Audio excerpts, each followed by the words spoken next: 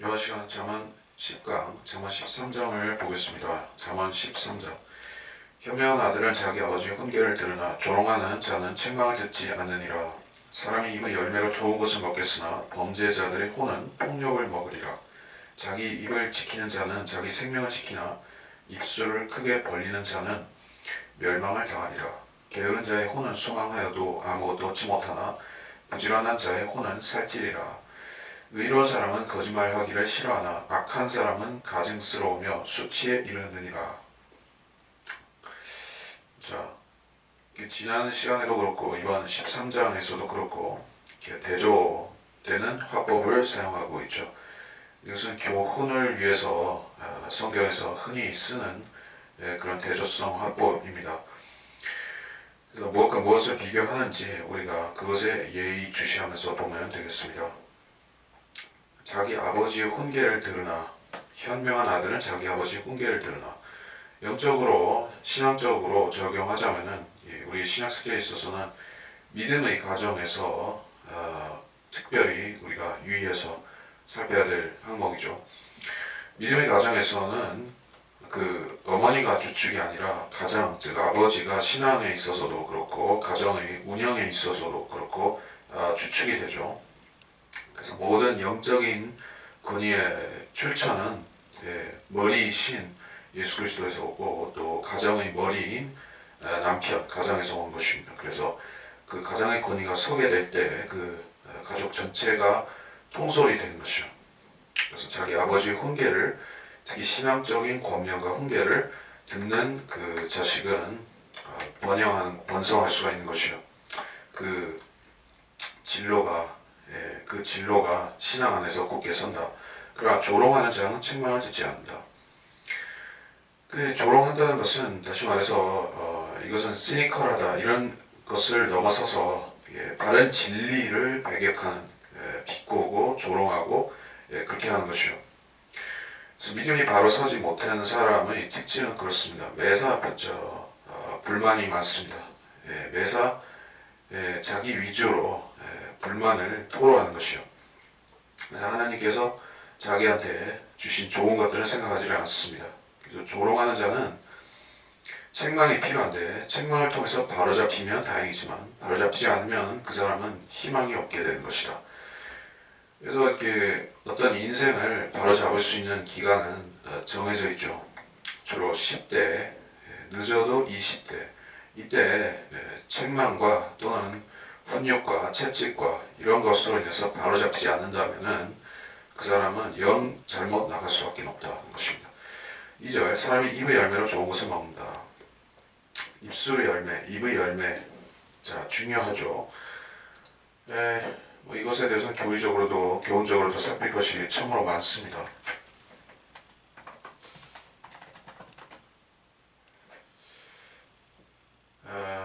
히브리서 13장 15절, 그러므로 우리가 그분을 통해서 찬양의 제물을 하나님께 계속해서 드리자. 이것이 그의 이름에 감사하는 우리 입술의 열매니라.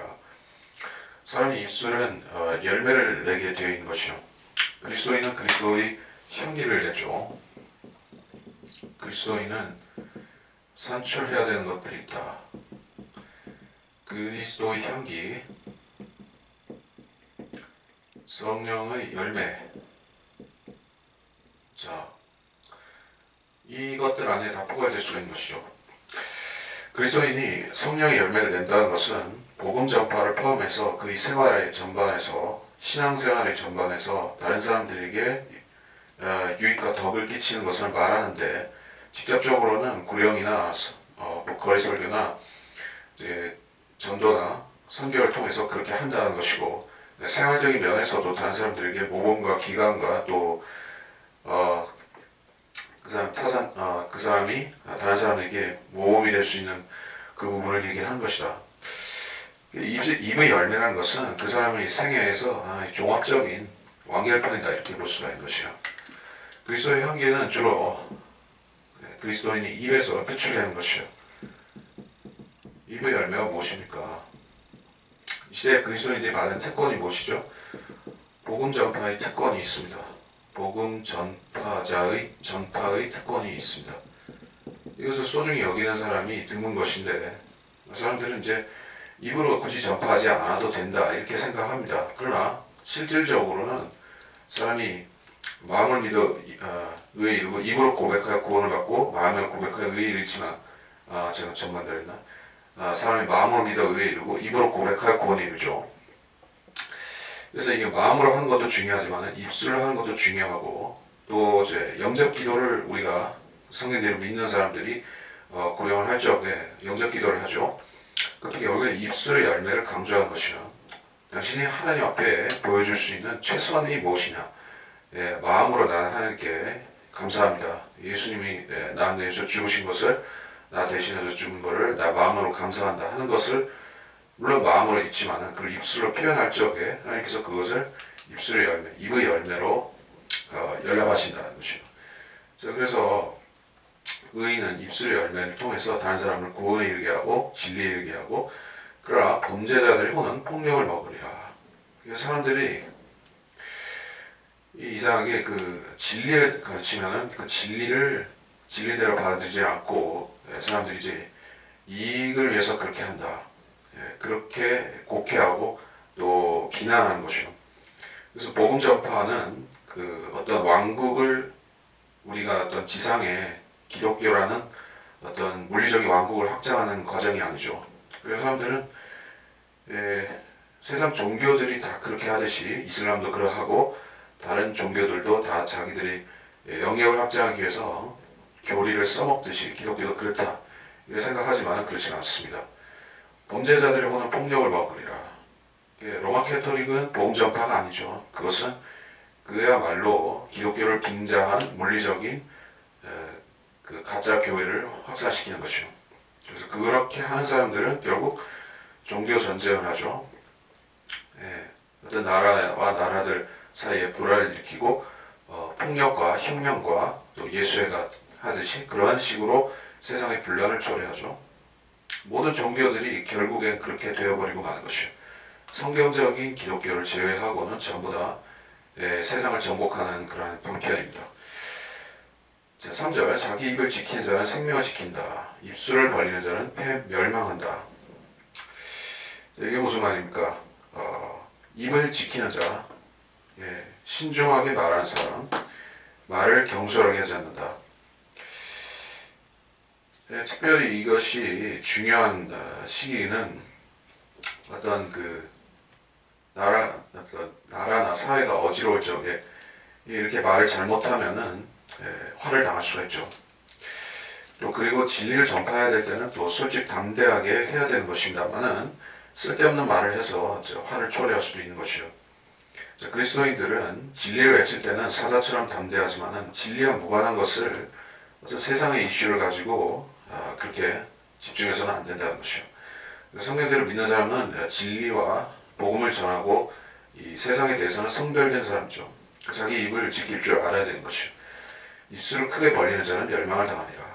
그러니까 지식이 없는, 지각이 없는 하나님을 모르는 사람들은 세상 일인지 하나님 일인지 교회의 것인지 세상의 것인지 그 구분을 못하는 것이요. 4절 게으른 자의 혼은 소망하여도 아무것도 얻지 못하고 부지런한 자의 혼은 살찌리라. 여기서 혼은 이렇게 얘기를 하는 것들은 2절에서도 그렇고 여기서도 그렇고 혼이라고 하는 것은 결국에 그 사람을 가리키고 사람의 육신까지도 가리키는 것이요. 그래서 부지런한 자의 혼은 살찌리라. 부지런한 자는 실질적으로 이제 빈곤함을 겪지 않는다는 육신적인 것도 여기 얘기를 하고 있는 것입니다.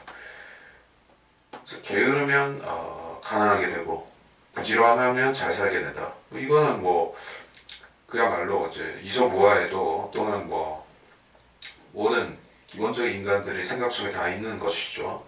이걸 모르는 사람은 아무도 없습니다. 그런데 성경이 굳이 이거를 얘기하는 부분이 무엇입니까? 그리스도인들한테 적용해보라는 것이요. 그리스도인들이 우리는 이제 세상적으로 부유해지고 하는 것이 아니라 말씀의 씨를 받아서 이것을 이것이 사실은 그 문화라고도 얘기할 수 있는데 우리가 각자 받은 분량인 것이요. 복음의 분량을 받아서 세상에 파종하고 복음을 뿌리는 한의 그 일꾼이 되는 것이요. 복음의 일꾼이 되는데 그 일에 있어서 우리가 어느 정도 헌신한가, 조금 하는가 많이 하는가에 따라서 거두는 것이 틀리다는 얘기죠. 적게 뿌리는 사람은 빈곤하게 되고 어디서? 결국엔 그리스도의 심판석에서 빈곤한 자가 될 것입니다. 그리스도의 심판석에서 판가름이 날 것이다. 좁게 뿌리거나 뿌리지 않거나 한 사람은 이제 수치 어떤 그 부끄러움을 당할 것이고, 많이 뿌리고 많이 거두는 사람은 살찌리라. 거기서 풍족한 5가지 면류관, 그 면류관들을 받게 될 것이다. 이렇게 영적인 적용도 가능할 것입니다. 5절, 의로운 사람은 거짓말하기 싫어하고 악한 사람은 가증스럽고 수치에 이른다. 그래서 거짓말하는 것은 모든 사람이 마음속에 다 있는 것이죠. 그러나 거짓말쟁이는 또 별도로 우리가 얘기를 하는 것입니다. 거짓말을 모든 사람은 사람은 모두 거짓말쟁이라 이런 말씀이 있지만은 찾아볼까요? 로마서에서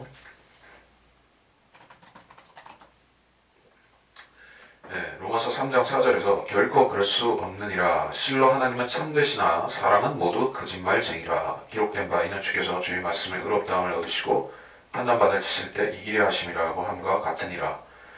자, 여기서 로마서 3장 4절에서 사람은 모두 거짓말쟁이 이렇게 얘기를 한 것은 모든 이 인간들이 차별 없이 다 거짓말쟁이라는, 말하자면 의도적인 거짓말을 그렇게 좋아하는 사람들이다, 그렇게 얘기를 한 것은 아니고, 물론 사람마다 틀립니다.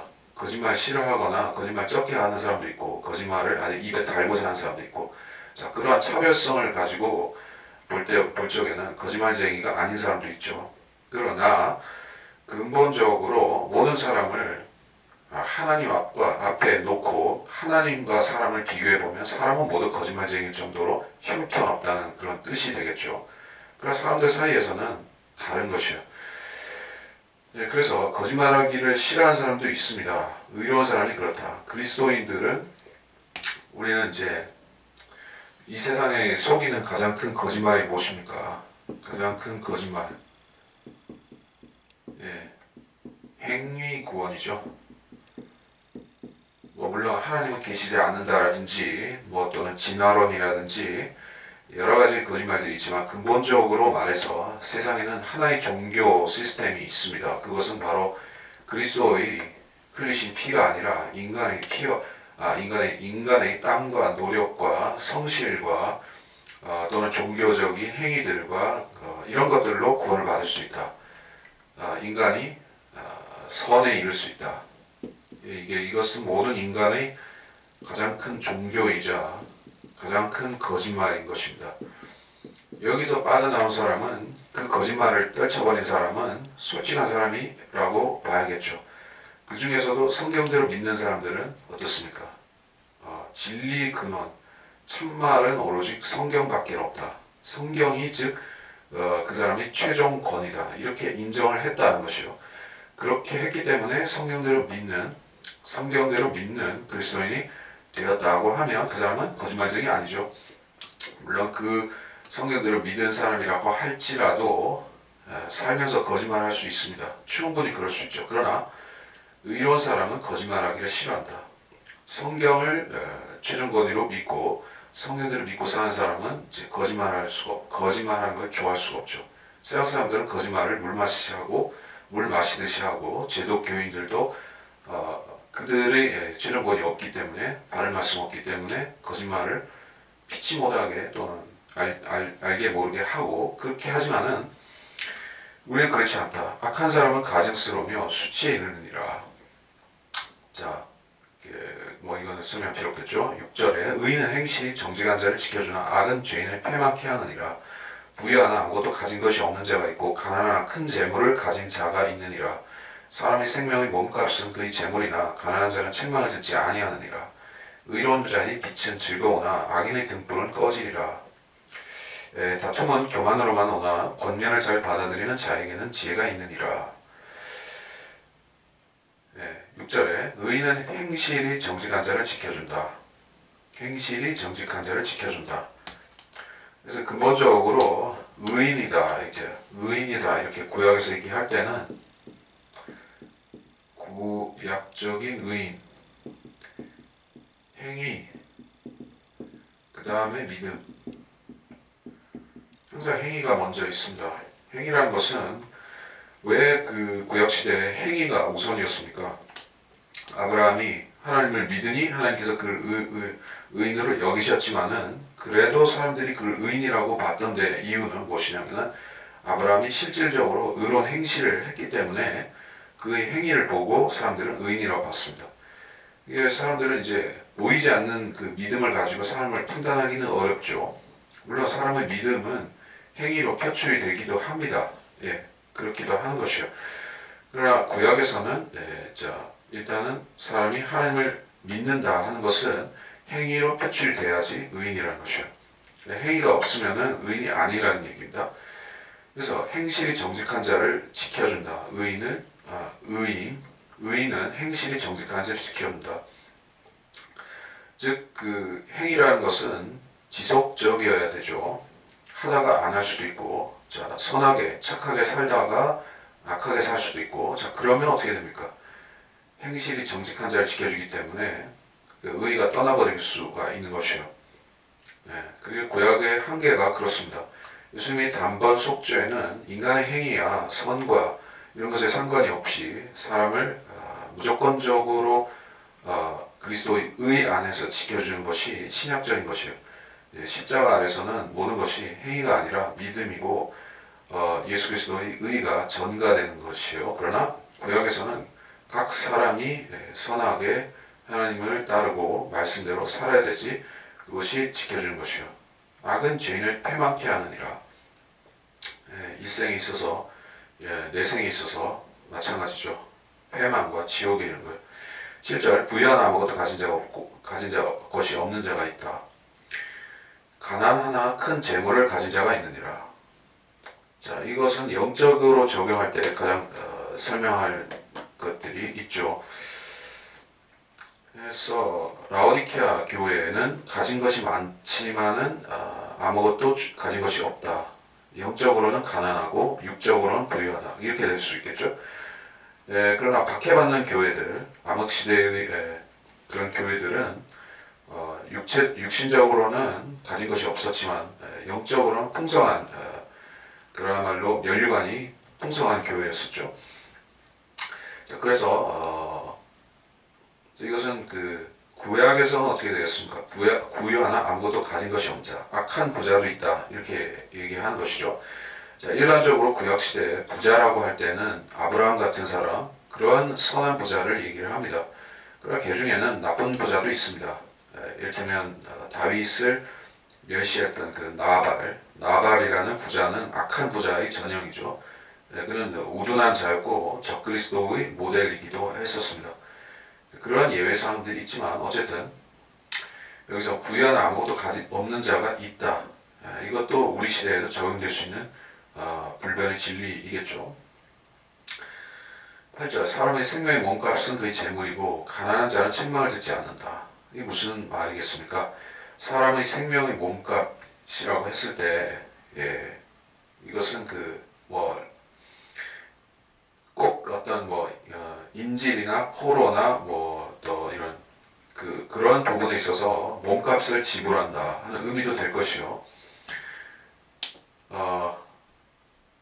근데 이게 적용이 안 되는 경우가 허다하죠. 이를테면 욥 같은 경우에는 부자였지만은 사탄이 와서 개입하니까 재산도 의지했던 모든 물질적인 것들이 다 날아가 버리죠. 그러나 일반적으로 세상에서 가진 자는 가지지 못한 사람들보다는 보장이 많이 있는 셈이죠. 부자는 망해도 3대를 먹고 산다 이런 식으로 적용도 될 수 있는 말이겠지만 사람의 생명의 몸값은 그 재물이다.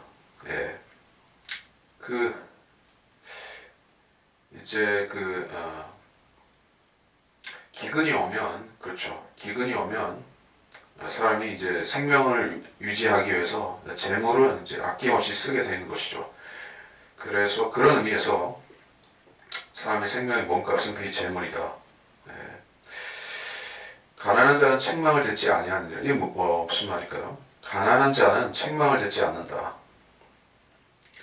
가난한 사람은 뭐라 해야 될까?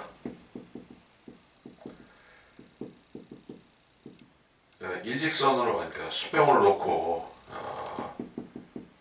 비교를 한다면은 많은 모순이 생길 수도 있습니다. 그러나 일반적으로 볼 때 가난한 사람은 가난한데 이유가 있을까요, 없을까요? 원래부터 그냥 가난하게 태어나라, 가난하게 살아라 해서 그렇게 사는 사람이 있을까요? 핑계 없는 무덤 없다. 그거는 인간적인 면에서 그렇게 얘기하는 것인데 어쨌든 사회 구조가 틀려 먹어서 인도의 그런 카스트 제도, 그런 모태부터 그렇게 억만장자로 태어나는 그런 계층이 정해져 있고 태어날 때부터 태어날 때부터 개돼지처럼 태어나는 그런 사람들도 있고 그런 사회도 있습니다. 하지만 그렇지 않은 사회, 자기 능력껏 성공도 할 수 있고 자기 능력껏 돈도 벌 수 있는 그런 비교적 공평한 사회, 그렇죠? 인도의 카스트 제도에 비하면 미국식 자본주의 이런 시스템은 절대적으로 형평성이 있다고 말할 수는 없지만은 그래도 비교적 평등한 편이죠. 사람이 성공할 수 있는 여지가 많이 있죠. 자, 그런 면에서 보면 가난한 사람들, 이런 사회에서도 가난한 사람들이 있단 말이에요. 미국에도 그렇게 성공할 수 있는 기회가 있는 편이지만은 미국에도 수많은 그런 홈레스들이 있습니다.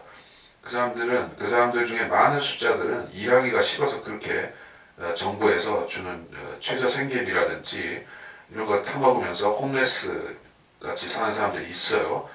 그 사람들은 과연 떳떳하겠느냐 하는 것이죠. 정말 자기가 어쩔 수 없어서 그렇게 가난하게 살아야 되냐? 아니라는 얘기요. 가난한 자는 책망을 듣지 않느니라. 그 사람들은 뭔가 자기 잘못을 인정 안 하고 남의 탓을 하는, 사회가 잘못해서 사회가 나를 핍박해서 날 이렇게 살 수밖에 없다. 이런 억하심정을 가지고 살아간다는 얘기예요.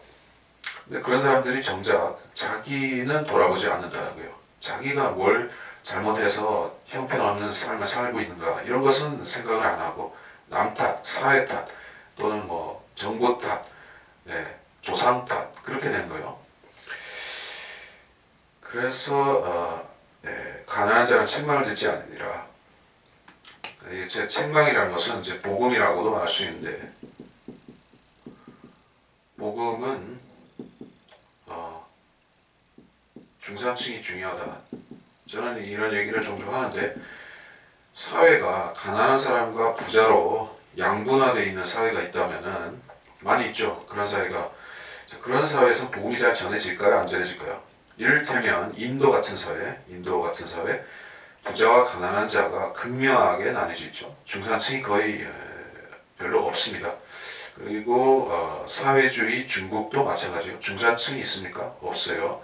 거기도 아주 비교적 소수의 아주 부자들과 대부분의 그런 빈민들로 나뉘어져 있는 것이에요. 그런 사회에서 복음이 물론 중국에는 뭐 교회가 있기는 있습니다만은 그 좀 다른 얘기고 어쨌든 그런 사회에서 복음을 전하게 되면은 많은 벽에 부딪힌다는 게요. 자, 지역 교회를 세워야 되는데 형편이 잘 안 되는 것이에요. 교회를 세워서 교회가 운영이 되려면은 어떤 재정적인 부분이 돼야 되죠. 근데 대부분이 그 교회 멤버들이 구성원들이 99%가 다 이게 찢어지게 가난해서 이제 헌금 낼 돈도 없는 사람들이라면 외부에서 어떤 선교 자금을 계속 투입하지 않고서는 그 시스템, 그 교회를 유지할 수가 없는 것이죠. 그렇기 때문에 어느 정도 기독교가 성장하기 위해서는 한국 같은 사회가 참 좋은 케이스다 이렇게 볼 수가 있어요. 물론 한국에서 기독교가 부흥했던 부분에서는 약간의 그 은사주의라든지 어떤 검은 측면들이 암흑의 측면들이 있습니다만은 그래도 기독교가 성장한 데는 그만치 어떤 중산층이 떠받쳐주는 이유가 있었다는 게요. 한국 사회가 뭐 70년대, 80년대 산업화 그 과정을 거치지 않았다고 하면 산업화 과정이 없이 지금도 어떤 농경이나 이런 중심으로 되는 사회였다고 하면 과연 교회가 그게 확산이 됐었을까 하는 얘기예요. 물론 사람들이 심성 자체는 좀 더 순수할 수 있겠죠.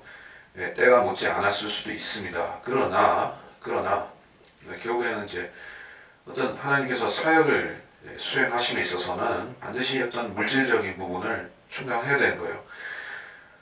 그게 안 되면은 결국에는 그 외국 선교사들이 와서 계속 먹여주고 입혀주고 그러한 그야말로 우리 50년대 60년대 그러한 그 선교사들이 와서 해줘야 되는 거예요. 그렇게 안 되려면은 이제 사회가 이제 중산층이 발전해야 된다. 그 얘기를 왜 했냐면은 결국 가난한 자는 책망을 듣지 않는다. 이 말에 대한 해석이요. 9절 의로자의 빛은 즐거우나 악인의 등불은 꺼지리라. 다툼은 교만으로 온다. 권면을 잘 받아들이는 자에게는 지혜가 있느니라. 이게 뭡니까? 의로운 자의 빛은 즐거우나 상징적인 의미도 될 수 있겠지만은 그래서 빛이다 할 때 그것은 사람의 빛이라고 할 때는 그것은 눈을 얘기하는 것은 동시에 또 그 사람의 영이나 그 사람의 특히 영이나 혼을 얘기하는 것이요. 악인의 등불은 꺼지리라. 그 사람이 죽는다는 뜻이 될 수 있겠죠. 그리고 10절에 다툼은 교만으로만 오나 권면을 잘 받아들인 자에게는 지혜가 있다. 그러니까 지역 교회 내에서 적용할 수 있는 구절이다 이런 얘기예요. 교만하기 때문에 사람들이 또 사회에서도 그렇지만은 교회 내에서도 교만 때문에 많은 문제가 생긴다는 얘기예요. 어떤 교만입니까? 다른 사람들이 영적 어떤 지역 교회 목회자에게 있어서는 영적 권위가 중요한데 어떤 부분에 있어서는 목회자가 미흡할 수가 있어요. 잘 가르치고 잘 사역할 수도 있지만은 어떤 부분은 좀 약하고 미흡할 수 있어요. 근데 그런 것들에 대해서 흠을 잡기 시작하면은 끝이 없죠. 그러니까 성도들은 목회자를 따라야 될 뿐만 아니라 또 목회자를 도와주기도 해야 되는 입장이라는 얘기예요.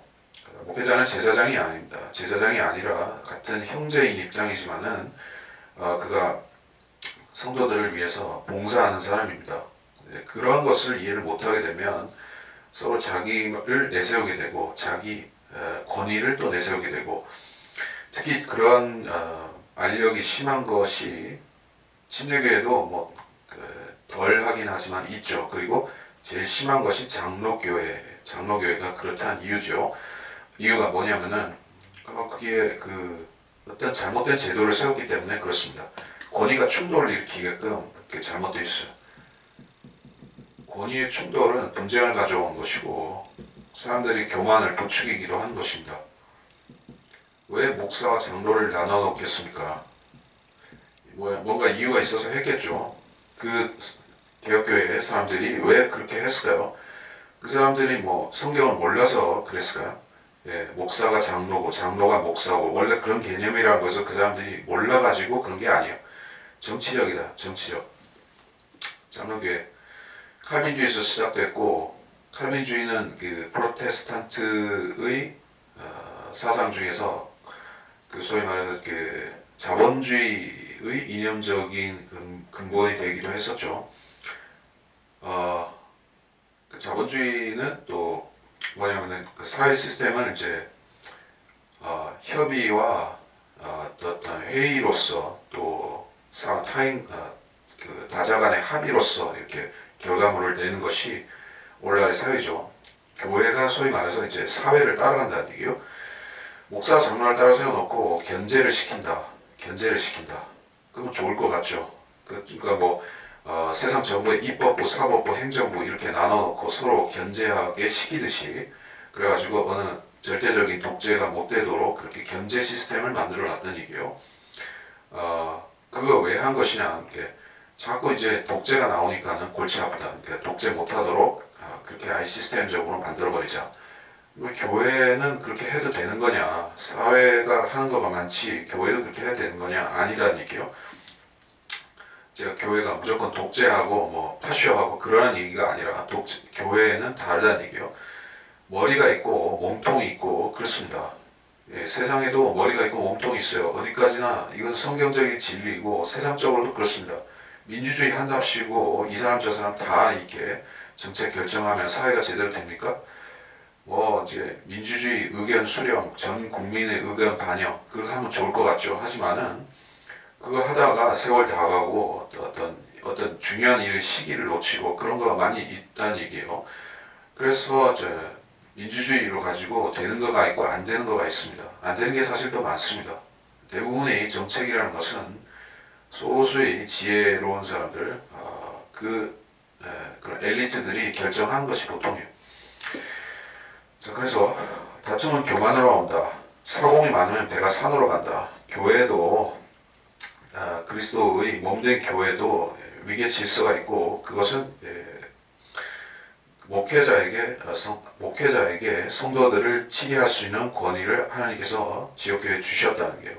이거를 멋대로 막 그 장로니 뭐 이렇게 장로 제도로 이렇게 농락하면 안 된다는 얘기요. 권면을 잘 받아들인 자에게는 지혜가 있느니라. 자, 성도들 사이에서 분쟁이 생기고 의견 충돌이 생길 때 권면을 해줘야 되죠. 권면. 책망도 하지만은 1차적으로는 그 단계로 가기 전에는 권면입니다. 권면은 항상 중요한 것이요. 그래서 그 권면을 한답시고 이제 또 막 책망을 하게 되면은 사람들 사이에 이제 분란이 일어나게 되는 것이요. 권면은 잘해야 되는 거예요.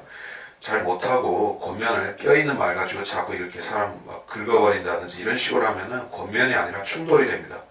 이거 잘하는 사람은 거의 없다고 보면 되는 것이요. 오늘날의 사람들은 다 자기 주장이 강해요. 소위 말해 민주주의 사회에서 민주주의식으로 교육받고 자란 사람들이기 때문에 다 자기가 잘난 사람들이에요. 자기가 좀 잘났고 자기가 이 세상 더 많이 알고 그렇게 생각하는 사람들끼리 얘기하면은 권면이 되겠습니까? 잘 안 된다는 얘기입니다. 그러나 그리스도의 몸된 교회 안에는 권면이 원활하게 되어야 되는 것이요. 다른 사람이 나의 잘못을 더 잘 볼 수가 있습니다. 사람의 심리란 그렇습니다. 자기 잘못하는 것은 잘 못 보고 다른 사람들의 잘못된 부분은 더 잘 보이는 것이요. 그걸 가지고 이제 남의 눈에 이제 티끌을 찾아내기 위해서 바리새적으로 하는 게 아니라 사랑으로 충고해주면서 이제 그 틀린 거를 알려주면 되는 것이요. 그게 바른 권면입니다. 그 사람을 멸시하고 그 사람에 대해서 이제 웃기다 하는 생각을 가지고 비난성으로 얘기하면 안 되고 잘못된 부분을 진정으로 사랑으로 바로잡아주는 의미로 충고를 하고 또 충고하면 그거를 또 허심탄회하게 받아들인다면은 그 교회가 성경적으로 운영이 되는 것이요. 그래 안 되고 사람들이 서로 잘났다고 하면 그 교회는 운영이 안 될 뿐더러 성경적이지 않다. 11절 허망하게 얻은 재물은 줄어들 것이나 수고하여 모은 자는 늘려갈 것이라. 소망이 늦춰지면 마음을 상하게 하거니와 소망이 이루어지면 그것은 생명이 남으니라. 말씀을 멸시하는 자는 누구라도 멸망할 것이나 계명을 두려워하는 자는 보상을 받으리라. 뭡니까? 허망하게 얻은 재물, 로또로 이제 카지노에서 얻은 돈 이런 것들은 금방 줄어든다. 왜 그렇게 됩니까? 하나님께서 원리로 그렇게 넣어놓으신 것이요. 귀하게 번 돈은 귀하게 쓰게 돼 있고 허투루 번 돈은 허투루 쓰게 돼 있는데요. 사람의 마음이라는 것은 사람 자신이 컨트롤이 안 되는 것이 있습니다. 아무리 자기가 잘해보려고 해도 이게 마음이라는 것은 외부적 요인에 의해서 마귀에 의해서 또 자기 탐심에 의해서 이게 제대로 정확하게 가야 될 길을 안 가고 뻘짓을 하게 되는 것이죠. 그래서 허망하게 얻은 재물이 줄어들 것이나, 자, 그러니까 그 가속도가 붙는 정도는 얼마나 더 그 어떤 노력 없이 얻은 것이냐에 따라서 더 달라진다는 얘기요. 진짜로 꽁으로 얻은 재물은 그야말로 이제 삽시간에 날아가게 돼 있는 것입니다. 수고하여 모은 자는 늘려갈 것이라. 자, 오늘날의 그 한국 사회의 그 발전의 원천도 이제 티끌모아 태산 이런 그 원리를 가지고 우리 그 부모 그러니까 70년대 80년대 이때 그 주류였던 직장인으로서 주류였던 그 세대에는 절약 정신이 있었죠. 자, 오늘은 라면 먹고 살더라도 이제 5년 뒤 10년 뒤에는 아껴서 이제 좀 집도 사고 이렇게 하는 세대였었습니다. 근데 오늘날 사회는 어떻게 돼가고 있습니까? 많은 그런 유행어가 있죠. 욜로족이다. 욜로족. 욜로가 뭡니까? 오늘만 흥청망청하고 내일은 상관없다. 소위 말해서 이제 오늘만 사는 사람들 이렇게 말할 수가 있겠죠. 그런 사람들이 많이 늘어나고 있습니다. 그런 사람들이 이제 빨리 벌어서 빨리 쓰고 빨리 죽으려는 사람들이요. 인생은 하나님께서 연한을 정해주시고 한 사람의 연한은 70이요 강건한 80이라고. 그래서 그 기간 동안에 삶은 제한된 기간 동안에 살면서 하나님을 찾아야 되는데 욜로족들은 오늘만 즐기고 내일은 상관없다 이렇게 하다가 인생을 빨리 종치게 되는 것이요. 그거는 누가 좋아하는 것이야? 하나님이 원하시는 뜻이 아니라 마귀가 좋아하는 거예요. 많은 사람들이 지옥에 가죠. 오늘 흥청망청 이렇게 하다가 내일은 이제 번개탄 피우고 빨리 가려고 하죠. 그렇게 사는 생이 복된 생이 아님에도 사람들은 욜로적으로 살려고 합니다. 자, 그래서 수고하여 모은자는 늘려갈 것이라. 성경적으로도 우리가 절약, 근검, 인내 이런 것은 우리에게 그 필수적인 덕목이라. 그리스도인들은 그런 자세를 가지고 세상 사람들에 대해서 훈계도 하고 책망도 할 수 있다는 것입니다. 12절 소망이 늦춰지면 마음을 상하게 하고 소망이 이루어지면 생명이 나무다 이렇게 얘기했습니다. 소망이 늦춰지면 자, 아브라함의 경우를 생각해 보십시오. 아브라함은 이제 100세가 돼서 이제 이삭을 얻었죠. 하나님께서 그를 얼마나 애를 태우셨는지 그는 이제 속이 바짝바짝 타들어갔을 것이요. 마음이 상했습니다. 그래서 하나님한테 삐졌던 것이요. 하나님과 교제가 끊어졌다가 한참 있다 이제 복귀가 됐죠. 우리도 그리스도인들도 각자의 소망이 있고 소원이 있고 하나님 앞에 기도 제목들이 있습니다. 어떤 것들은 단기적이지만 어떤 것들은 좀 장기적인 것도 있긴 있습니다. 그런데 대부분의 사람들은 장기적인 거를 세울지라도 하나님 이것을 5년 내 10년 내에 저한테 해주십시오 라고 기도는 해놓고서도 그래도 5년 뒤 10년 뒤는 너무 길지 하나님 내년에 해주세요. 아니면 뭐 이런 식으로 스스로 앞당기는 것이요. 근데 그거 안 돼버리면은 마음이 상한다는 얘기입니다. 그건 인간이 인간이기 때문에 육신 안에 있고 우리가 미래를 잘 못 보기 때문에 자신의 미래를 못 보기 때문에 이건 어쩔 수 없는 부분입니다. 하나님도 그런 것들은 넘어가 주시는 것이요. 네. 그런 것들을 가지고 이제 기다 아니다 따지기 시작하면은 이제 골이 아프게 되는 것이죠. 그러니까 하나님께서는 인간이 육신 안에서 연약한 줄을 아신다는 얘기예요. 우리가 인생이 짧은 인생이고 오래 못 기다린다는 것도 알고 계시는 것이에요. 주님께서는 하루가 1000년 같고 1000년이 하루 같은 것을 말씀을 하셨지만 베드로후서에서 자 우리한테는 이 1000년이라는 게 뭐 그렇게 껌값으로 넘어갈 수 있는 그런 숫자인가요? 어마어마하죠. 우리는 그 10분의 1도 못 살고 죽어버리는 것이 우리의 인생인데 1000년이 얼마나 큰 기간입니까? 근데 하나님께서 그게 하루라고 해버리시니까 우리는 진짜 하나님의 스케일은 크다 이런 생각도 하지만은 참 우리 인생이라는 것이 너무나 더덥다 이런 생각도 하게 된 것이요. 그러나 하나님께서는 우리가 그런 존재라는 것을 충분히 아시기 때문에 우리를 무시하시지 않는다는 얘기예요. 하나님 우리한테 필요하신 것들은 우리가 무엇이라고 어떻게 구했든지 간에 우리한테 필요한 것들은 하나님의 뜻에 따라서 주시는 거예요. 그래서 우리가 소원이 이루어진다. 기도 제목이 마침내 우리한테 달성이 된다 하면 그것은 생명이 나무다. 생명의 나무가 뭐하는 나무죠? 그 사람을 육체적으로 영생을 주는 나무죠. 영생을 준다. 자, 영생이라는 것은 무엇입니까? 애초에 아담이 약속을 받았던 그 영생이라는 것은 구원을 받는다는 의미는 아니었어요. 구원은 이미 그러니까 아담은 모태로부터 구원받고 태어난 사람인 셈이죠. 왜냐하면 그는 하나님의 사람이니까. 단지 그에게 있어서 약간의 문제 가능성이 있었는데 그 육체가 연약한 흙으로 되어 있다는 사실이었습니다. 그것이 만에 하나 무엇이 잘못될 수도 있는 거기 때문에 하나님께서 거기다 생명의 나무의 열매라는 그것을 먹음으로써 진짜로 육체조차도 영원히 사는 그 개런티를 주시려고 그 나무를 주신 것이에요. 자, 그런데 그걸 먹었다면은 진짜로 육체적으로 영원히 살았을 것입니다. 근데 못 살게 된 것은 못 먹었기 때문이죠. 자, 애석하다고 볼 수도 있겠지만은 못 먹은 게 우리한테는 다행입니다. 아담이 그걸 먹고 영원히 살았으면은 아담은 구원을 못 받았을 것이요. 예, 지옥에 가서 불타야 됐을 것입니다. 그러나 이제 우리 그리스도인들에게 있어서 생명의 나무는 무엇입니까? 이제 우리한테 영적으로 적용되는 개념이죠. 영적으로 적용되는 개념은 무엇이냐? 우리한테 그리스도 안에서 육체의 영생이 약속되어 있다, 보장이 되어 있다.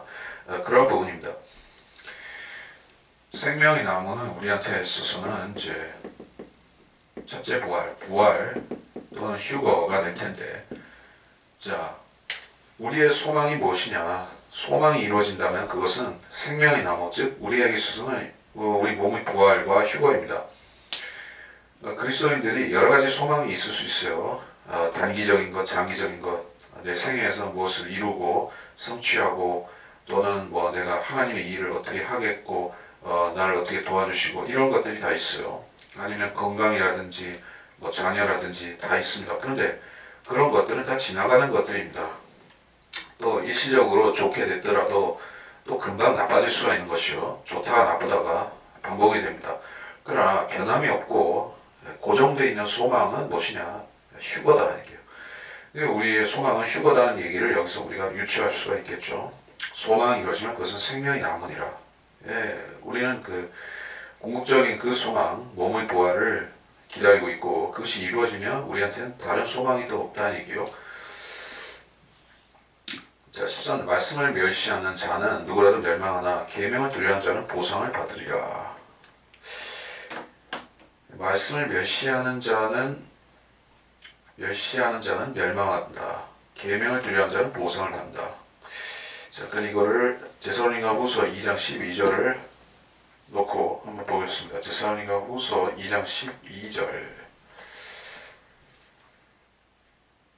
진리를 믿지 않고 불의를 좋아하는 모든 자로 심판을 받게 하려심이라. 11절에서 뭐냐면은 데살로니가후서 2장 11절에서 이로 인하여 하나님께서 그들에게 강력한 미혹을 보내시어 거짓말을 믿게 하심은 12절에 진리를 믿지 않고 불의를 좋아하는 모든 자로 심판을 받게 하려 하심이라. 이게 왜 관련이 됩니까? 진리를 믿는 사람은 하나님의 말씀을 순수하게 기다 아니다 하나님 말씀에 있는 대로 믿는 사람이에요. 진리를 믿지 않는 사람은 자기 욕심을 가지고 성경을 보는 사람인데, 자기 욕심은 육신적인 것, 물질적인 것이죠. 그걸 좋아하는 사람들은 결국에 이익을 경건이라 이렇게 생각하는 사람들이고, 자기 교단 교리를 가지고 성경을 왜곡하는 사람들이고, 자기 교회 부흥을 위해서 성경을 써먹는 사람들이고, 그런 사람들은 미혹을 받는다는 얘기요. 그 미혹은 이제 세상적인 교회, 마귀적인 교회로 이제 교회를 변질시키는 그러한 미혹을 받아서 그렇게 하는 것이요. 자, 그래서 말씀을 멸시하는 자, 비록 목회자라 할지라도, 목사라 할지라도, 비록 신학을 했다 할지라도, 어떤 사람이라도 말씀을 멸시하는 자는 멸망한다. 그럴 수가 있습니까? 그럴 수가 있습니다. 형식적으로는 말씀을 믿는 채 할 수 있어요. 형식적으로는 성경의 최종 보통 그 개신교에서 최종 권위다 이렇게 얘기는 안 합니다. 그냥 그 성경을 무오하다고 믿는다. 성경 무오를 믿는다. 그 축자 영감을 믿는다. 이렇게 얘기하죠. 그러면 그 사람들이 축자 영감을 믿는다는 말이 진짜인지 아닌지 그 개신교의 목사들과 장로들과 그 교인들이 그렇게 자기들 축자 영감 믿는다고 고백하는 게 진짜일까요? 그거는 가짜입니다. 왜냐하면 그 축자 영감을 말할 때 그 사람들은 자기들이 쓰는 그 개혁이라든지 개혁 개정이라든지 그런 거를 놓고 얘기하는 게 아니에요. 그 사람들은 과거에 1000몇백 년 전에 있었던 그런 원본에 가까운 그런 필사본을 갖고 얘기를 하는 거예요. 그게 진짜다. 그것이 축자 영감이었다. 하지만 자기들은 없다는 얘기요. 없으면 믿을 게 없지 않습니까? 상상 속에 성경을 믿을 수는 없잖아요. 그러니까 거짓말이죠. 그래서 그런 사람들은 말씀을 멸시하는 사람들이라고 하는 것이요. 여기 한국 사람들이 믿을 수 있는 눈앞에 있고 대령에 있는 그런 하나님의 축자 영감된 것과 동일한 말씀이 있는데 그거를 믿지 않고 멸시한다는 얘기요. 멸시하는 자는 멸망할 것입니다. 성경을 믿는 자, 계명을 두려워하는 자는 보상을 받으리라. 우리 하나님 말씀을 두려워할 때 우리는 그걸 공짜로 하는 것이 아닙니다. 피조물로서 마땅히 하나님과 하나님 말씀을 두려워하는 게 우리의 본분이라 할지라도 칼빈주의자는 그런 말 좋아하죠. 하나님의 영광을 위해서 다 존재한다. 교회도 하나님의 영광을 위해서 존재하고 그리스도인은 하나님 영광을 위해서 살고 존재해야 된다.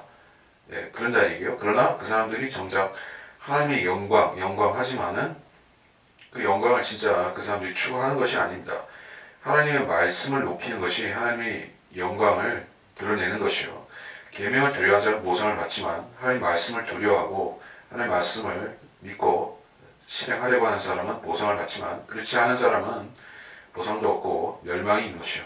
14절 현명한 자의 법은 생명의 셈이라 사망의 덫에서 벗어나게 하느니라. 선한 명철은 은총을 주나 범죄자들의 길은 험난하니라. 총명한 모든 사람은 지식을 다루나 어리석은 자는 자기 미련함을 드러내느니라. 악한 사자는 재앙에 빠져도 신실한 대사는 병을 낫게 하느니라. 14절에 현명한 자의 법은 생명의 셈이라 이렇게 하겠습니다. 사망의 덫에서 벗어나게 한다. 이거는 어떤 상황을 우리가 놓고 보면 되죠. 광야에서 제일 중요한 게 뭡니까? 샘이죠. 오아시스죠. 샘을 발견할 적에 그 사람은 생명을 얻은 것이나 마찬가지예요. 사막길을 가다가 샘이 없으면 죽지만 샘을 발견하면 산다. 사망의 덫이 사막에는 정갈이라든지 뱀이라든지 불뱀이라든지 그러한 위험 요소들 또는 강도 도적들도 있고 그런 것에서 벗어나는 것을 얘기하는 거예요. 현명한 자의 법이 무엇입니까? 여기 잠언 말씀 자체를 얘기하는 것이요. 잠언 말씀은 하나님의 지혜고 솔로몬이 받은 하나님의 지혜죠. 인생을 지혜롭게 사는 하나님의 가르침이죠. 그것은 생명의 셈이라. 우리가 광야 같은 사막 같은 세상에서 이제 물이 없어서 죽게 되었을지라도 이 잠언과 이런 지혜의 말씀을 받아서 우리가 우리 인생에서 오아시스를 발견한다. 이런 뜻이 되겠죠.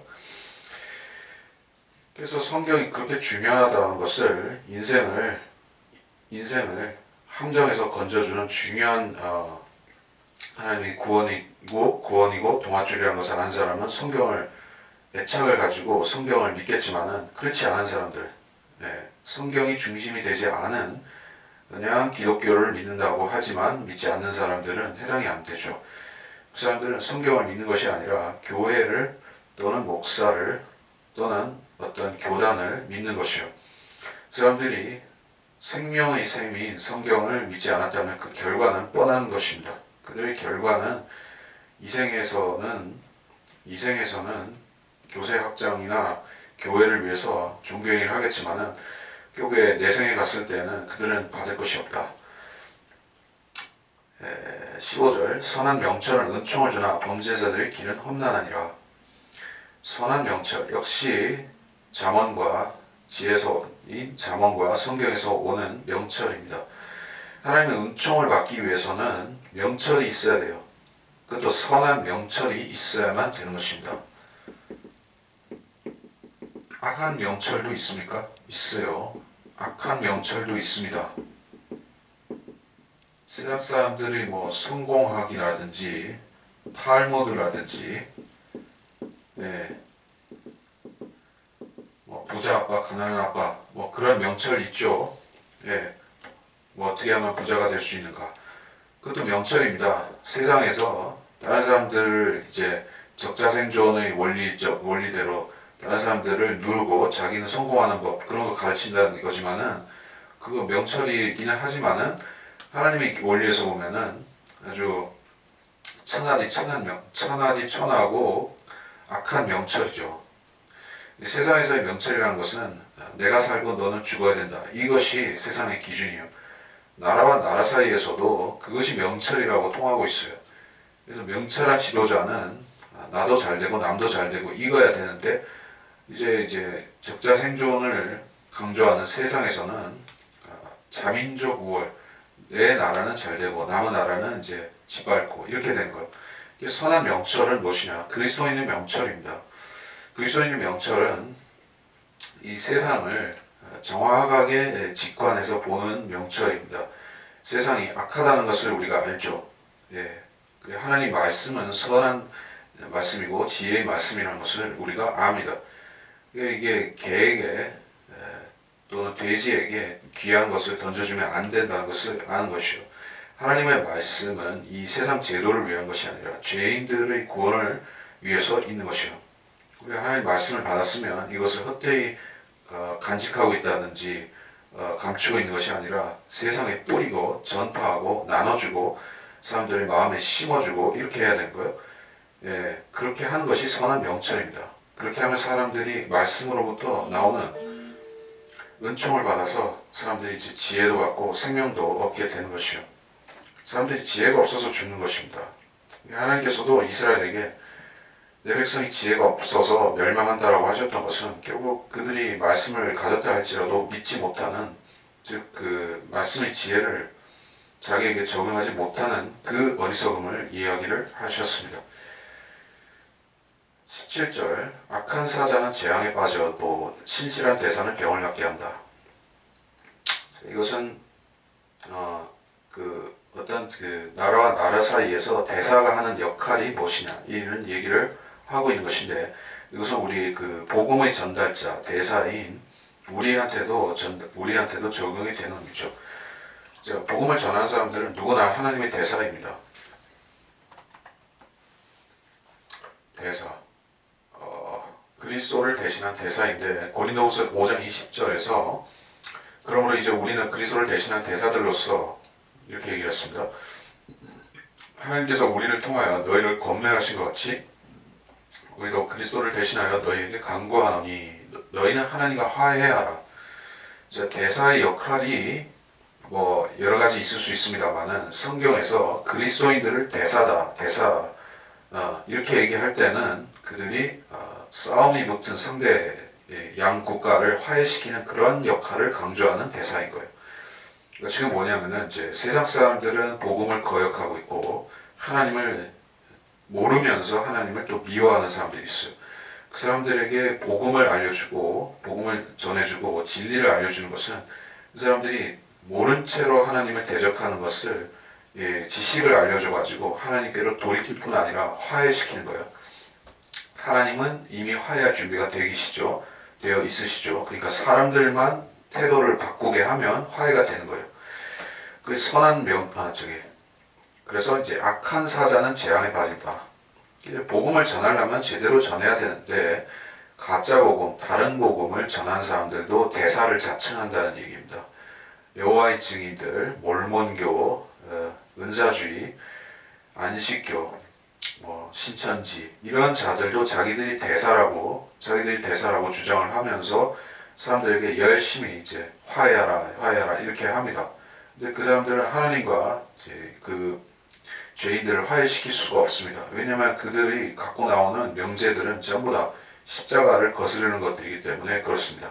그들은 너저한 인간의 선한 행위들을 갖고 나와서 하나님과 인간 사이에서 중개하려고 하는 거예요. 중개. 하나님께서 인간의 더럽고 추악하고 냄새나는 그러한 선행들을 받으시겠습니까? 안 받으시죠.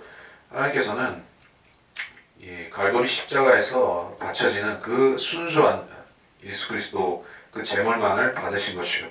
다른 인간들이 주장하는 선한 어떤 행위라는 제물들은 하나님 앞에서는 모두 다 악취가 나는 거예요. 그러니까 종교들이 갖고 나와서 화해를 주장하지만은 그들은 하나님을 진노케 할 뿐인 것입니다. 그것이 바로 악한 사자다. 악한 사자는 재앙에 빠져도 그걸 전하는 사람에게도 화가 있습니다. 이게 거짓 복음을 전하는 사람들 자체도 화를 당하는 것이요. 성경을 변개시키는 사람들도 화를 당하고 복음을 변질시키는 사람하고 변질시키고 거짓을 전하는 사람들도 화를 입습니다. 자기들도 해를 받고 다른 그 말을 듣는 사람들도 같이 망하는 거예요. 그러나 이제 신실한 대사는 병을 낫게 하느니라. 자, 인간에 있어서 제일 치명적인 질병이 무엇이죠? 죽음이죠. 죽음에 이르는 병입니다. 죽음 자체가 크게 보면 하나의 질병이라고 볼 수가 있겠죠. 왜냐하면 이것은 인간의 범죄함으로 인해서 그 사람한테 들어온 것이기 때문에 원래부터 사람이 죽음을 숙명으로 갖고 하나님께서 창조하신 것이 아님에도 선악하게 하는 나무의 그 범죄로 인해서 결국 이 죽음이라는 것이 인생에 들어온 것이요. 이 병을 치유하는 것이 무엇이냐? 근본적으로는 복음이죠. 복음을 믿고 예수 그리스도를 영접할 적에 우리가 이 사망과 지옥이라는 질병에서 우리가 치명적이고 벗어날 수 없는 이 불치병과 같은 것에서 우리가 벗어나게 되는 것이다. 이렇게 적용을 할 수가 있겠죠. 병을 낫게 하느니라. 신실한 대사는 병을 낫게 하느니라. 복음을 전하는 사람들은 세상 사람들의 영적인 부분을 고쳐주는 의사라고 말할 수가 있는 것이죠. 18절 훈계를 거절하는 자에게는 궁핍과 수치가 임할 것이나 책망을 존중하는 자는 존경을 받으리라. 소망이 성취되면 혼에 달지만 악에서 떠나는 것은 어리석은 자들에게 가증한 것이니라. 현명한 사람과 동행하는 자는 지혜롭게 될 것이나 어리석은 자들이 친구는 멸망하리라. 죄인들에게는 재앙이 따르나 의로운 자는 선한 것으로 보상을 받으리라. 자, 18절에서 훈계를 거절한 자에게는 궁핍, 수치가 임한다. 개인에게도 그렇고 국가나 사회에서도 마찬가지입니다. 하나님 말씀이 복음이 전해졌을 때 그걸 1차로 받아들이면은 하나님께서 그 사람이나 그 국가나 그 사회를 선하게 다루시죠. 그래서 기독교 국가라는 것은 없습니다만은 복음을 받아들이는 데 앞서는 나라들이 있고 복음을 받아들이는 것을 완악하게 하다가 겨우 받아들이고 그런 나라도 있어요. 그 대조적인 극명한 두 사회가 있겠죠. 한국은 복음을 수히 받아들이는 사회가 될 것이고 국가가 될 것이고, 일본이라는 그런 사회는 복음을 뿌려도 이제 싹이 안 나는 그런 나라인 것이요. 사람들이 마음이 오죽 악하기 때문에 그렇게인가 하는 것이요. 그래서 그들에게는 궁핍과 수치가 임한다. 그러면은 일본 같은 나라는 왜 이제 부자 나라입니까? 훈계를 거절하고 복음을 거절하는 나라인데 어떻게 그들은 잘 살 수가 있습니까? 이건 뭔가 잘못된 거 아니겠습니까? 이렇게 말 수 있지만은 이 세상에서 심판은 속히 집행되지 않는 경우도 있습니다. 심판이 속히 집행되지 않는다. 그래서 사람들이 하나님을 무시하는 경향이 또 있습니다. 전도서 8장 11절에 악한 일에 대한 징벌이 속히 집행되지 않으므로 사람들의 아들들의 마음이 그들 안에서 악을 행하기로 완전히 정해졌도다. 이거 아주 중요한 본문입니다. 전도서 8장 11절에서 이 말씀이 바로 사람들이 성경을 틀렸다, 성경은 뭐 잘못됐다 얘기하는 것이 바로 이 이유 때문이라는 거예요. 사람들은 이제 즉석에서 결말을 보기를 원하는 것입니다. 잘못한 사람은 즉시 심판을 받기를 바라요. 그러나 하나님께서는 시점을 따로 정해 놓으신 것이요. 때로는 어떤 세대를 넘기기도 한 거예요. 50년, 100년, 200년 이렇게 가기도 하는 것입니다. 속히 되지를 않습니다. 그래서 사람들은 이제 성경이 틀렸다고 해버린 것입니다. 그러나 하나님께서는 이 시간을 창조하신 주님이십니다. 그래서 하나님께서는 때를 자신이 정하시는 것이요. 그래서 훈계를 거절한 자에게는 궁핍과 수치가 임한다. 언젠가는 망하는 것이요. 잘 나가는 하나님을, 성경을, 복음을 거절하면서 잘 나가는 나라는 결국에는 비참하게 망할 것입니다. 그것이 언제가 되었든, 지금이든 나중이든 또는 대환란이든 언제든 망하는 것이요. 책망을 존중하는 자는 존경을 받으리라. 자, 궁핍과 수치의 그 대항 개념으로서 존경이라는 것을 얘기하고 있죠. 존경은 단지 부자라고 해서 받는 것이 아니죠. 부자라고 해서 다 존경받는 것은 아닙니다. 아브라함 같은 사람이 존경도 받으면서 부자인 사람이죠. 그 아브라함이 존경받는 부자일 수 있었던 이유는 자기 독자를 하나님께 바치는 그런 믿음을 소유한 사람이었기 때문에 되는 것이요. 그러나 하나님의 책망을 받아들일 줄 아는 사람이었었습니다. 그러나 대부분의 사람들은 책망을 받아들이기 이전에 하나님을 원망해버리는 것이요. 그러나 사람들도 그를 존경할 수가 없는 것입니다. 19절 소망이 성취되면 혼에 달지만 악에서 떠나는 것은 어리석은 자들에게 가증하다. 소망이 성취되면 혼에 달다. 그래서 하나님 말씀을 우리가 생활의 교훈으로 적용하고 살죠. 지금은 교훈으로 적용하지만은 어떤 부분들에는 예언적인 것들은, 교리적인 것들은 우리가 우리 시대에 성취된다고 믿고 살지만은 안 될 수도 있는 것이요. 그러면 우리한테는 뭡니까? 좀 쓰죠. 가령 이렇게 생각해 보면 1000년 전에 살았던 그 성경대로 믿는 그리스도인이 있었다고 하면 그 사람이 물론 그런 어떤 지식이 좀 부족했겠지만은 가령 그 사람이 성경을 이렇게 저렇게 연구해 보니까 예수님이 한 1000년 뒤에 오시겠구나 이걸 알았더라면은 그 사람이 낙심이 얼마나 컸겠습니까? 상당히 컸겠죠. 하지만은 이제 우리는 어떻습니까? 이게 조금만 기다리면 주님 오시겠구나. 5년, 10년, 뭐 그보다 적을 수도 있겠구나. 그러면 우리는 진짜 마음이 간절해지죠. 그리고 정말로 그 소원이 성취되고 주님이 공중에 오시고 이렇게 되면 우리가 얼마나 그 상황이 고진감래 이렇게 되겠습니까? 그렇게 우리가 해석해 볼 수 있다는 얘기요. 악에서 떠나는 것은 어리석은 자들에게 가증한 것이라. 자, 우리가 그 그리스도인으로서 간증을 유지하고 살아야 되는 이유가 어디에 있습니까? 사람들에게, 세상 사람들에게 우리가 어떤 그 종교인다운 모습을 보여주기 위해서, 존경받기 위해서 저 사람은 교인이야 이런 소리 듣기 위해서 그러는 것입니까? 아니죠. 우리가 악에서 떠나는 것은 그리스도께서 오실 때 우리가 칭찬받기 위해서 그리스도의 심판서 앞에서 우리가 보상을 받기 위해서 그렇게 합니다. 그러나 악에서 떠나는 것, 그리스도인으로서 산다는 것, 간증을 받고 산다는 것은 어리석은 자들에게, 성경을 모르는 사람들에게는 가증하다는 얘기요.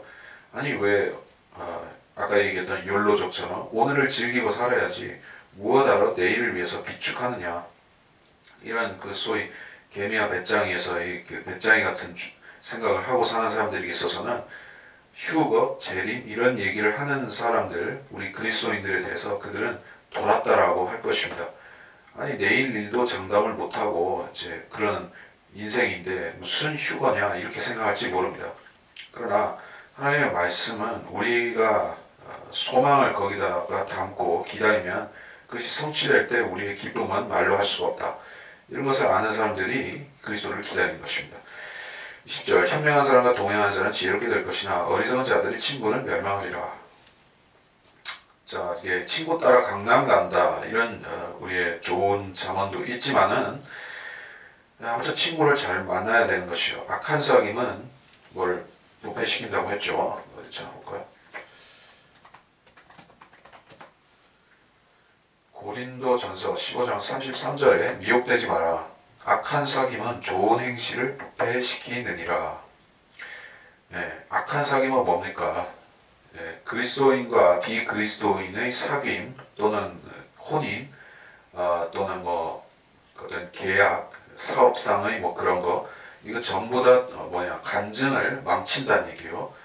세상 사람들과 연루되고 같이 어떤 이익을 도모하다 보면 그들의 악한 일에 동참하게 되고 그러면 그리스도인으로서 삶을 살 수가 없게 된다는 얘기예요. 그래서 친구를 잘 만나야 되고 우리 인생에 있어서 1번 파트너가 친구도 되겠지만은 친구 중에 친구 무엇입니까? 바로 성경이죠. 성경 자체가 우리의 인생의 동반자이자 인생의 절친이 되어야 되는 것이요. 그 친구를 잘못 만나면 어떻게 됩니까? 친구라고 찾았는데 그 개혁 성경이다, 개혁 개정이다 하면은 이 친구가 거짓말하는 친구이기 때문에 우리가 함정에 빠진다는 얘기예요. 친구를 믿고 내가 이제 교회를 생활을 했는데 그 친구가 거짓말해서 이제 구원도 못 받고 지옥 가면 곤란하다는 얘기입니다. 그래서 현명한 사람과 동행하는 자, 근본적으로는 그리스도를 믿고 그리스도를 인생의 동반자이자 친구이자 리더로서 또 스승으로서 따르고 사는 사람들은 지혜롭게 된다. 이렇게도 볼 수가 있겠죠. 또 성령께서도 동행하시죠. 예, 어리석은 자들의 친구는 멸망하리라. 세상 사람들은 친구가 많으면 좋은 것으로 생각을 합니다. 그래서 한국 사람들도 그래요. 친구가 많으면 사회성이 좋으면 그 사람은 이제 성공한다 이렇게 얘기를 하는 거예요. 실제적으로도 성공을 하지만 자, 뭐 재벌 회장님 뭐 무슨 이런 식으로 스포츠인, 연예인 이런 식으로 그런 사람들 얼마나 친구가 많겠습니까? 수천 명 이렇게 막 친구들이 있어요. 근데 정작 그런 사람들이라고 할지라도 그 수천 명하고 밀접한 친구가 될 수 있을까요? 그 중에서도 두세 명이 진실된 친구이거나 한 명일 수도 있어요. 한 명일 수도 있어요. 근데 그 한 명이라도 올바로 된 친구가 있으면 그 사람 인생이 망치지 않는 것이요. 한 명이라도 그리스도인인 진실된 그리스도인 친구가 있다고 하면 잘 나가는 사람은 인생을 구제받을 가능성이 있습니다. 네, 친구라고 하는 사람들이 전부 다 무슨 사기꾼, 주정뱅이 그런 사람들만 친구라고 하면은 인생에 가망이 없죠. 자, 21절 죄인들에게는 재앙이 따르나 의로운 자는 좋은 것으로 보상을 받는다. 뭐 이거는 우리가 상식적이긴 하지만 의로운 자는 좋은 것으로 보상을 받으리라. 무엇이 좋은 것입니까? 우리 인생에서 좋은 것들은 뭐 좋은 차, 좋은 집, 좋은 뭐 배우자, 좋은 뭐 또 뭐 있어요? 좋은 가정, 뭐 이런 좋은 것으로 보상을 받는다. 받죠? 받습니다. 좋은 것을 누리고 있다면 감사할 수 있어요. 하나님께서 이미 주신 것들에 대해서 우리가 좋은 것들을 감사를 합니다. 근데 우리가 제일 기다리는 개봉박두를 기다리는 좋은 선물은 무엇입니까? 우리 몸이 그리스도의 몸이 되는 그 사건이죠. 그거만큼 우리가 좋은 보상은 없습니다. 물론 거기에 플러스해서 새 예루살렘과 거기에 살 집도 있지만은 자, 그것은 우리가 지금 이 생에서 받을 수 있는 좋은 것은 아니에요. 이 생에서는 우리가 암흑시대의 성도들이나 또는 그 로마 박해 때의 성도들처럼 아주 험악한 보상이 될 수도 있어요. 예. 그런 좋은 것을 받았습니까? 그 사람들은 좋은 것은커녕 최악 중에 최악을 받고 생을 살다가 갔습니다. 그러나 오늘날의 부유한 라오디케아 시대의 그런 크리스찬들은 자기들이 이 생에서 보상을 다 받으려고 하는 조급증에 걸려 있어요. 예, 특히 은사주의자들이라든지 그 소위 번영신학을 따르는 사람들은 보상을 안 받으면 하나님께 반란이라도 일으킬 사람들인 것이에요. 예, 그리스도의 군사들은 하나님께서 징집하신 군사들이죠. 그리스도의 군사라고 했을 때 이 군사들은 뭐라 해야 되냐면은 징집병이라고 봐야 되겠죠. 징집병은 뭐냐면은 너는 이 나라를 지킬 의무가 있어 해서 이렇게 일정한 조건과 자격이 되면은 무조건적으로 군대 가야 되는 게 징집병이죠. 그 징집병의 반대가 뭡니까? 용병이죠. 용병은 뭐 하는 거죠? 돈 벌려고 하는 거야. 돈 벌려고 군대 가는 사람. 용병이 잘 싸울까요? 징집병이 잘 싸울까요? 뭐 여러분이 뭐 생각하건대는 뭐 불란서의 그 외인 부대도 있고 뭐 무슨 유명한 스위스 용병도 있고 그런 잘 싸우는 용병도 있지만은 그거는 그 사람들이 그 고액의 보상을 약속받기 때문에 또 어떤 그 자기들 나름의 전통이 있기 때문에 그렇게 하는 경우가 있고 일반적으로 말해서 용병이라고 할 때는 잘 안 싸웁니다. 잘 안 싸워요. 형식적으로 싸우고 떡고물에 관심이 더 많고 그렇습니다. 중세 시대에 더 그런 거 심했죠. 이제 그리스도의 군대에 들어왔으면 그 사람은 용병이 아니라 징집병이에요. 의무로서 싸우는 것이 있습니다. 그리스도인이 영적 전쟁하는 거는 용병처럼 돈 벌려고 싸우고 돈 안 되면 안 싸우고 그런 거 아니에요. 은사주의자들처럼 하나님께 물질 축복 받으면 내가 하나님께 감사하고 물질 없으면은 이제 퇴퇴하고 떠나버리고 그런 것이 아닙니다. 징집병이라는 것은 무조건적으로 싸워야 되니까 마귀가 나를 공격하고 또 내가 이제 나와 내 주변을 지켜야 되니까 싸우는 그런 의무적인 싸움인 것이요. 그래서 우리는 거기서 보상을 받는다는 얘기입니다. 자, 징집병은 잘 싸워도 그냥 뭐 보상이 없죠. 근데 우리 하늘나라에서 징집된 우리 그리스도의 군사들은 우리가 의무로서 싸우고 자신을 위해서 싸움에도 불구하고 보상이 있는 것이요. 그러나 이 지상생애를 그리스도의 군사임에도 용병처럼 살다가 가는 사람들은 보상이 없습니다. 마인드의 문제인 것이요. 마인드의 문제. 내가 그리스도께 속했고 나는 그리스도의 몸이고 이런 인식이 있느냐 아니면은 난 교회에 고용된 사람 이런 식의 인식이냐 거듭났다 할지라도 그런 인식을 갖고 산다면은 그 사람은 하늘에서 무슨 보상을 기대할 수 없다. 22절 선한 사람은 자자손손에게 유업을 남겨도 죄인의 재산은 의인을 위하여 쌓이느니라.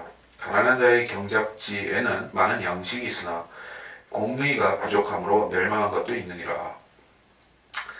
매를 들지 않는 자는 자기 자식을 미워하는 것이나 자식을 사랑하는 자는 알맞은 때에 징계하느니라. 의로운 자는 혼이 만족하도록 먹으나 악인의 배는 곤조이니라. 22절에서 선한 사람은 자자손손에게 유업을 남기고 죄인의 재산은 의인을 위해 쌓인다. 아까도 이 시대의 그런 욜로족 풍조에 대해서 얘기를 했지만은 우리의 그 조상들도 그렇고 우리의 선대들도 그렇고 이렇게 살았습니다. 그들이 복음을 믿지 않았음에도 불구하고 이런 정도의 지혜는 있었어요. 하나님께서 이 정도의 성식은 사람에게 주셨습니다. 근데 지금은 뭐가 문제가 되냐면은 지금 이 시대는 세상 사람들도 그렇고 교회 다니는 사람들도 그렇고 내일이 불투명한 시대에 살고 있다. 그렇게 된 것이요. 이제 세상 사람들도 전혀 모르지는 않아요. 이제 뭔가 큰 일이 소위 말해서 뭐 7년 환란이라든지 적그리스도라든지 이런 것들이 점점 다가오고 있다는 얘기예요. 그러니까 오늘을 즐기면서 살려고 하는 것입니다. 자자손손 이런 생각을 안 하죠. 자, 우리가 뭐 안다고 할지라도 그렇다고 해서 막 허랑방탕 질펀하게 살면 안 되죠. 뭐 물론 세상 철학자 스피노자 같은 사람도 내일 지구가 멸망할지라도 오늘은 나는 한 그루의 사과나무를 심는다 이런 뭐 멋부린 얘기도 했지만은 우리가 그런 식의 자문을 따르는 게 아니라 할지라도